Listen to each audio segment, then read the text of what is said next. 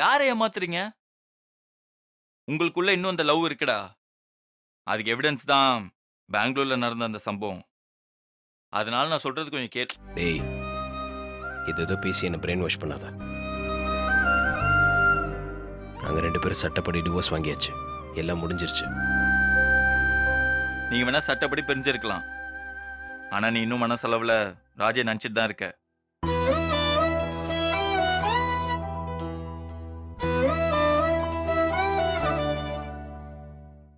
அதனால தான் அவங்க ஃபியூச்சர் நினைச்சு நீ அவ்வளோ ஃபீல் பண்ணிட்டு இருக்க. போதும்டா, நீங்க ஒருத்தர் மாத்தி ஒருத்தர் ஏமாத்திட்டு இருந்ததெல்லாம் போதும். இப்போவாவது எந்த முடிவா இருந்தாலும் அது ஒண்ணு எடுங்க.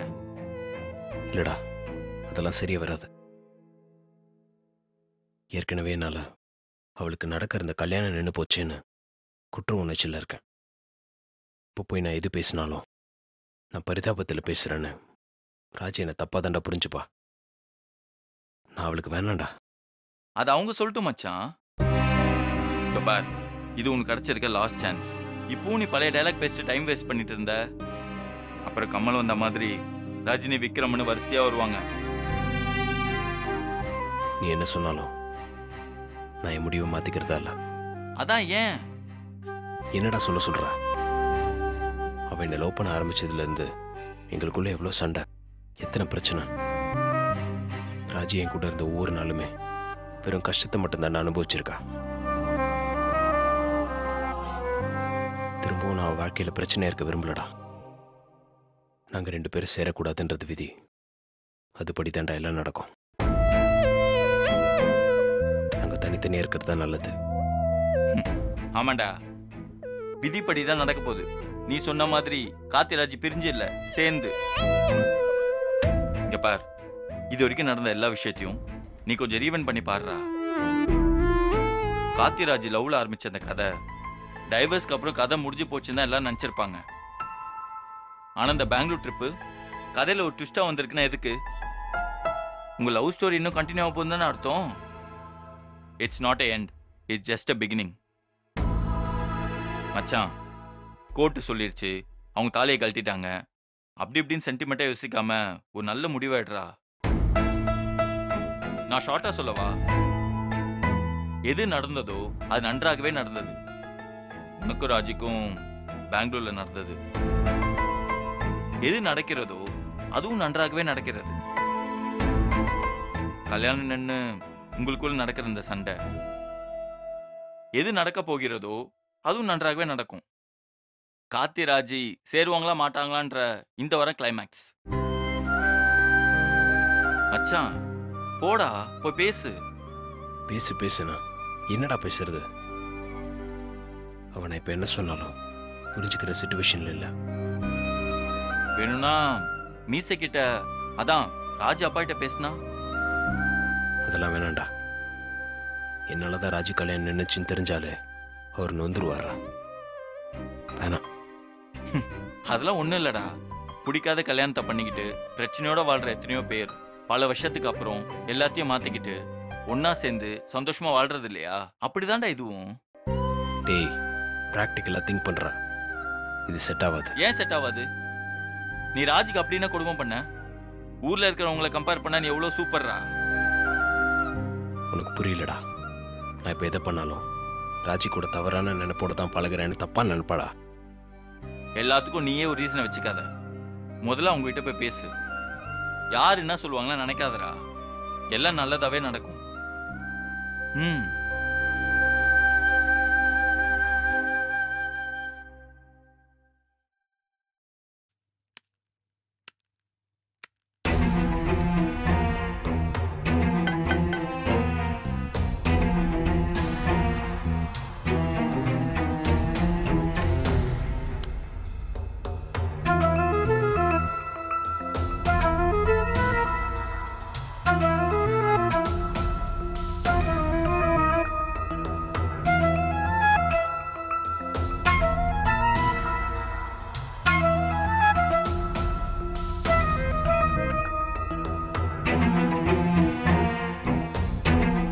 என்ன லெட்டர்.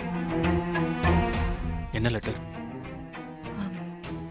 நான் உன்கிட்ட சொல்லணும்னு நினைச்ச விஷயத்த இந்த லெட்டர்ல எழுதியிருக்கேன். அதான் எல்லாருக்கும் தெரிஞ்ச விஷயம் ஆயிடுச்சு. மறுபடியும் அதை லெட்டரா எழுதுறதுக்கு என்ன இருக்கு? இந்த விஷயம் எல்லாருக்கும் தெரியறதுக்கு முன்னாடியே நான் இந்த லெட்டரை எழுதிட்டேன் கமல். அதை கொடுக்கலான்னு வந்தப்பதான் என் கெட்ட நேரம்.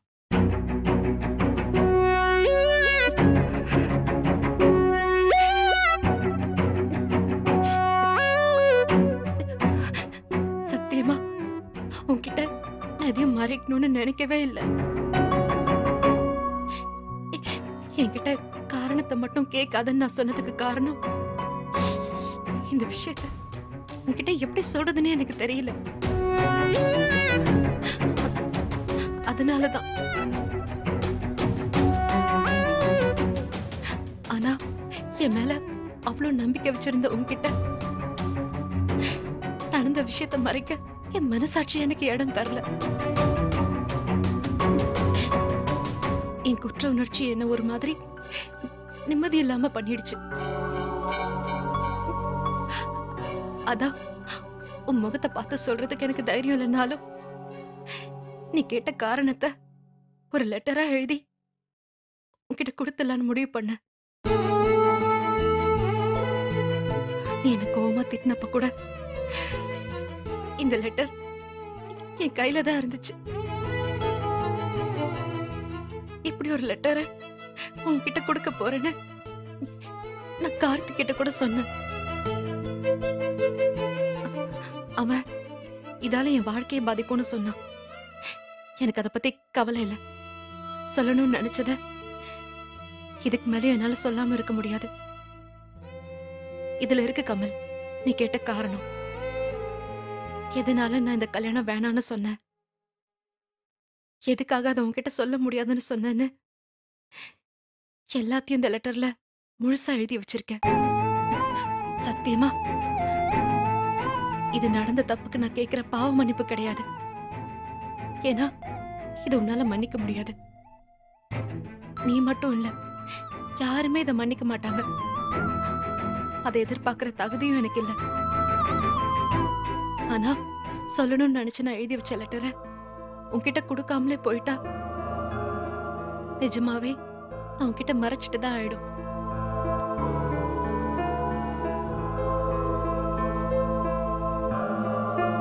வேணாம். ஏன்? நான் கேள்விப்பட்ட விஷயம்தான் இந்த லெட்டர்ல இருக்குன்னா இதை நீ எனக்கு தர வேண்டாம்.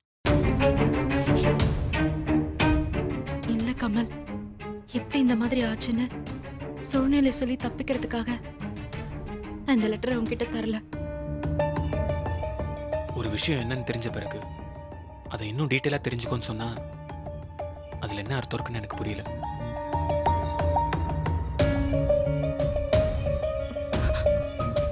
உன் கோபம் நியாயமானதான் கமல். ஒரு விஷயம் மத்தவங்க மூலமா தெரிய வரதுக்கும் அதுல சம்பந்தப்பட்டவங்களே சொல்றதுக்கும் கொஞ்சம் வித்தியாசம் இருக்கு இல்லையா? அதுக்காக மெயில்ல இருந்ததெல்லாம் பொய்ன்னு நான் சொல்ல வரல. இது நான் பண்ண தப்புக்கு நானே தர வாக்குமூலம். எனக்கு ஏற்பட்ட இந்த நிலைமை மாதிரி வேற எந்த பொண்ணுக்குமே நடக்க கூடாது. என் எதிரிக்கு கூட நடந்துடக்கூடாது. திரும்ப திரும்ப அடிக்கு மேல அடி, பிரச்சனைக்கு மேல பிரச்சனை. ஒவ்வொன்னா கஷ்டப்பட்டு தாண்டி கடந்து வந்ததுக்கு அப்புறம் நிம்மதியா கொஞ்சம் மூச்சு விடலாம்னு நினைச்சா எல்லாத்தையும் விட பெருசா வேற ஒரு பிரச்சனை. இதுல இருந்து நீ எப்படி தப்பிக்க பாக்குறன்னு என் விதி என்கிட்ட சவால் விடுற மாதிரி இருக்கு.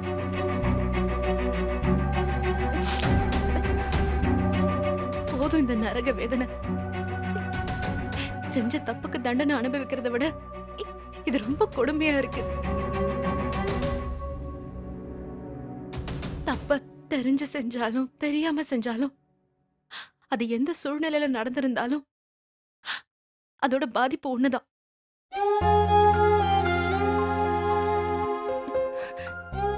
நான் இதுல எனக்கு ஏற்பட்ட பாதிப்பை பத்தி சொல்லல. அத பத்தி நான் கவலையும் படல. எனக்கு இந்த தண்டனை தேவைதான்.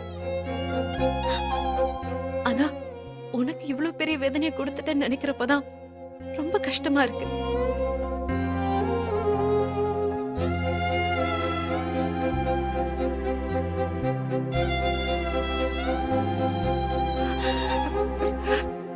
உன்கிட்ட சாரி, என்ன மன்னிச்சிருன்னு அப்படின்னு கேக்குறதுக்கே என் மனசு கூசுது. நீ என் மேல வச்சிருந்த நம்பிக்கைய நான் தப்பா பயன்படுத்திக்கிட்டேனோன்னு என் மேலேயே வெறுப்பா இருக்கு.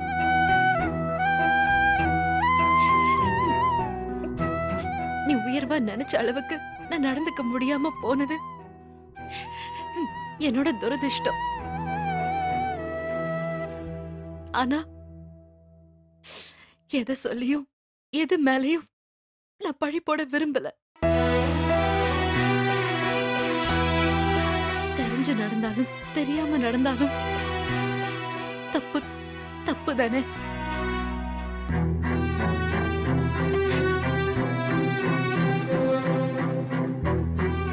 தப்பு பண்ண வேணாம். ஆனா உன் நம்பிக்கை நொறுக்குன்னு என் முகத்தை பாக்குறதுக்கு உனக்கே எவ்வளவு கஷ்டமா இருக்குன்னா இத சொல்றதுக்கு எனக்கு எவ்வளவு சங்கடமா இருந்திருக்கும். அதனாலதான் நீ காரணம் கேட்டப்போ என்னால சொல்ல முடியல. எவ்வளவு சொன்னதுக்கு அப்புறமும் இந்த லெட்டர்ல படிக்கிறதுக்கு என்ன இருக்கு, அதான் எல்லாத்தையும் நேர்ல சொல்லிட்டேன்னு மட்டும் நினைக்க வேணாம். ஏன்னா இன்னும் நான் சொல்லாத சில விஷயங்களை, சொல்ல முடியாத விஷயங்களை இதுல எழுதியிருக்கேன். இத படிச்சா நீ என்ன புரிஞ்சுக்கிட்டு பெருந்தன்மையா மன்னிச்சிருவேன்னு கண்டிப்பா நான் எதிர்பார்க்க மாட்டேன். ஆனா கல்யாணம் வேணான்னு நான் சொன்னதுக்கு நீ கேட்ட ஒரே ஒரு காரணம் இந்த லெட்டர்ல இருக்கு. அத என்னால சொல்ல முடியல. அதனாலதான் இப்படி.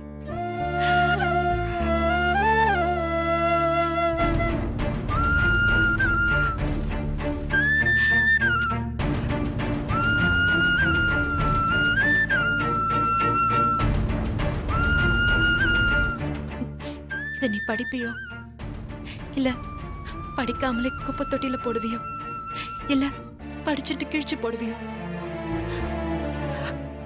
அதுவும் இஷ்டம். உனக்காக எழுதினத உன்கிட்ட கொடுத்தணும்னு தோணுச்சு. அதான்.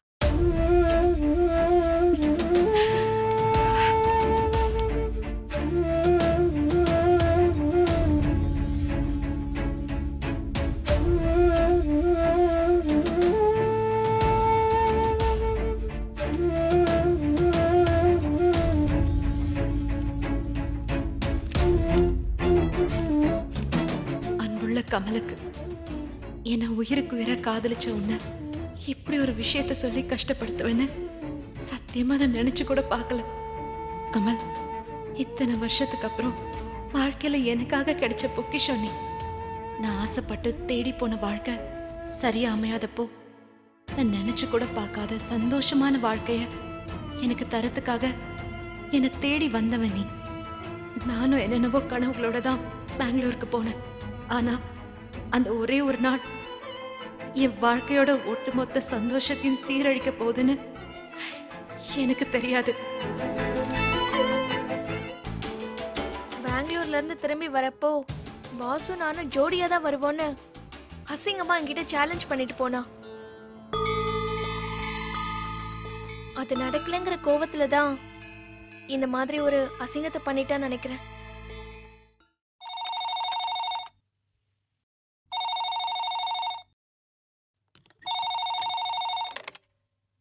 Hello, Who is this? Pavithra sir. மதுவேங்க வரல சார். வரலையா?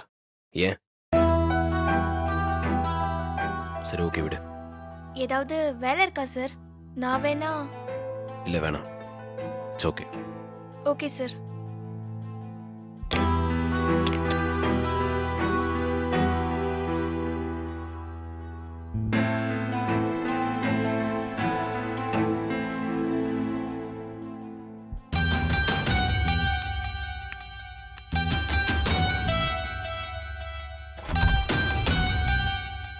Excuse me sir. Yes come on.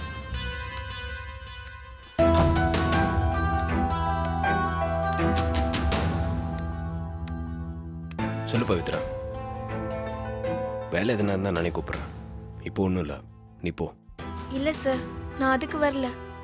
பின்ன? Sorry sir. சாரியா? எதுக்கு? இல்ல, உங்களை நினைச்சா ரொம்ப கஷ்டமா இருக்கு. என்ன சொல்ற? புரியல. அவ இப்படி பண்ணுவான்னு நான் நினைச்சே பார்க்கல. யாரு? மாதவி சார். ஏன், அவன் ஃப்ரெண்டு தானே. இந்த மாதிரிலாம் பண்ணா நீ எதுவும் கேட்க மாட்டியா? இல்ல சார், நான் சொன்னேன். என்ன சொன்ன?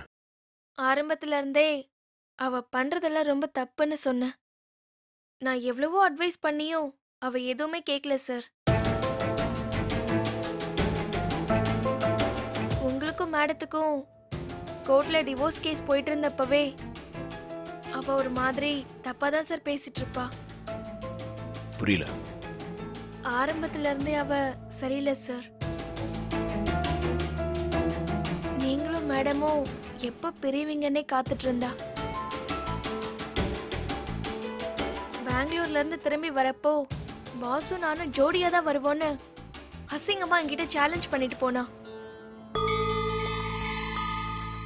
அது நடக்கலங்கிற கோவத்துல தான் இந்த மாதிரி ஒரு அசிங்கத்தை பண்ணிட்டான்னு நினைக்கிறேன். அவ பண்ணதெல்லாம் கண்டிப்பா லவ்வே கிடையாது சார். அப்படி இருந்திருந்தா உண்மையா லவ் பண்ண ஒருத்தரை எப்படி இவ்ளோ அசிங்கப்படுத்த முடியும்? Sorry sir. உங்ககிட்ட இவ்ளோ உரிமையா என் கருத்தை சொல்ற அளவுக்கு எனக்கு தகுதி இருக்கான்னு தெரியல. ஆனா உங்களுக்கு எந்த கஷ்டமும் வந்துடக்கூடாதுன்னு தான் நான் எப்பவும் நினைப்பேன். இவளை பத்தி எனக்கு நல்லா தெரிஞ்சும் உங்ககிட்ட அதை சொல்லாம மறைச்சிட்டேன்னு தான் எனக்கு ரொம்ப கில்ட்டியா இருக்கு சார். அதான். சச்சா, உன் மேல என்ன தப்பு இருக்கு? நீ அம்மா ஒரு ஃப்ரெண்ட் எப்படி இருக்கணுமோ அப்படித்தானே நீ இருந்திருக்க. உன் ஃப்ரெண்டோட கேரக்டர் சரியில்லைனா அதுக்கு நீ என்ன பண்ணுவ? Anyways, thank you.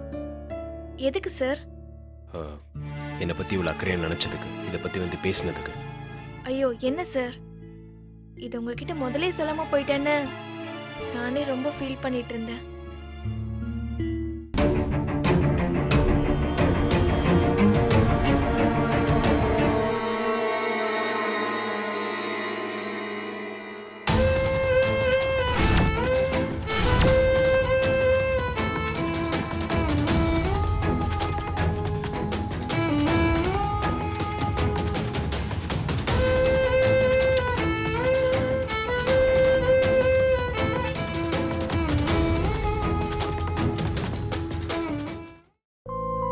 இங்க நீங்க அவளை அடிச்சதை நினைச்சு ரொம்ப ஃபீல் பண்ணி அழுதுட்டு இருந்தா சார்.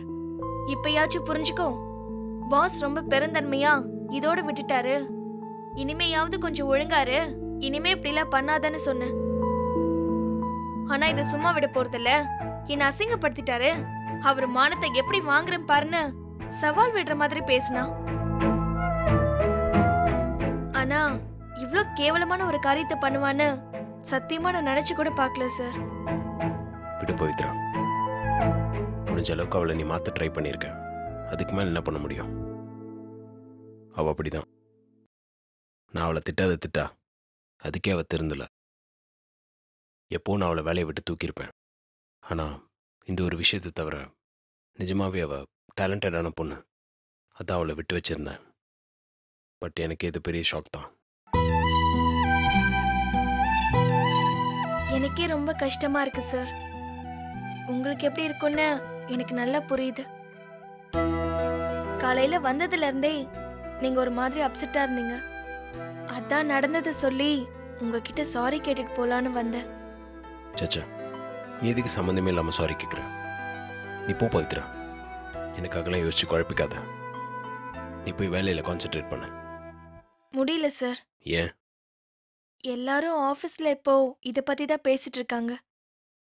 நிஜமாவே எனக்கு ரொம்ப கஷ்டமா இருக்கு சார். ஆஃபீஸ்னா அப்படிதான். பேசுறதுக்கு புதுசாக விஷயம் கிடச்சிச்சின்னா கொஞ்ச நாளைக்கு அதை பற்றி தான் ஆர்வமாக பேசுவாங்க. நாளைக்கு வேற எதனா புது விஷயம் கிடச்சிச்சின்னா இதை மறந்துடுவாங்க. இதை தப்புன்னெலாம் சொல்ல முடியாது. ஏன்னா நம்மளும் அப்படி தானே. சரி, எனக்கு கொஞ்சம் வேலை இருக்கு. நான் எதனா தேவைன்னா கூப்பிட்றேன். நீ போ. Okay sir.